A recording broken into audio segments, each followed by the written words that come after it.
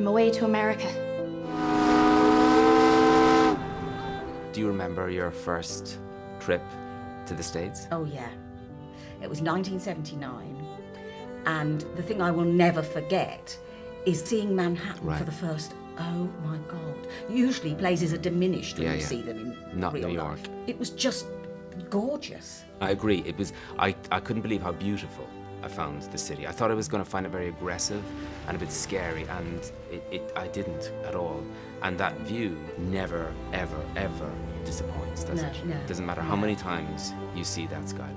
It's always stunning, isn't it? I was glad to see you finally got some letters from home today, Eilish. Did I? Forgot to check. They'll still be there after dinner. Recently I did this programme about Who Do You Think You Are?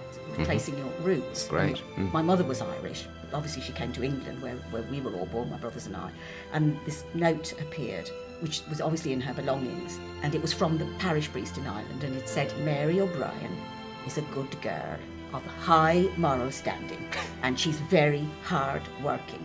And in it was my mother's hopes and dreams of coming to England. I wish that I could stop feeling that I want to be an Irish girl in Ireland. All I can say is that it will pass. When we approached you about it, I knew you had an Irish mother, and I suspected it might have connected with you. I didn't know that you had read the book, of course, and you had read the book and loved it. But for me, it's a profoundly important piece of writing, I think, not just about Ireland, but about America, because it's the first story that sort of tells the complete journey of emigration by sending a young woman, which is also what's fresh about it, to America, and then taking her back to Ireland, which is this sort of masterstroke where you see how much she's changed and how she views Ireland differently. You must seem very backward to you now.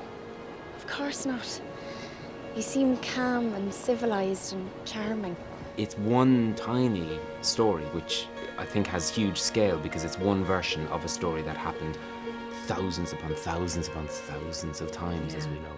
You know, I mean, in the 50s in particular was a huge wave of emigration from Ireland. Yes. And also one of the things that I often find striking about when we were doing homework on it at the time, doing research on it, is that the nature of emigration from Ireland, especially in the 50s, was largely solitary, where it was often just young men and women heading off on their own with a suitcase. Just in the hopes of a better future. Yeah.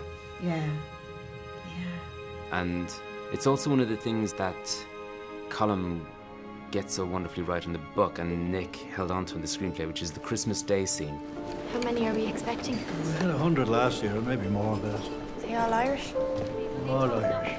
The book has a sort of generosity to it. It suggests that emigration isn't one kind of experience, that people have different versions of it, obviously. And if anyone is under the impression that the streets are paved with gold or that it's easy there, you know, Eilish's own eyes are opened on Christmas Day when that door opens and in walks this silent mass of old men who can't go home. And they don't seem to have the choice. And they're the guys who built the highways and the roads and the bridges. And there is a lot of shame to do with emigration as well, than if you didn't make it big, if you weren't the glamorous returned emigre. Did she make the right choice? This is what I want to know. Well, I mean, never. Who knows? Who knows?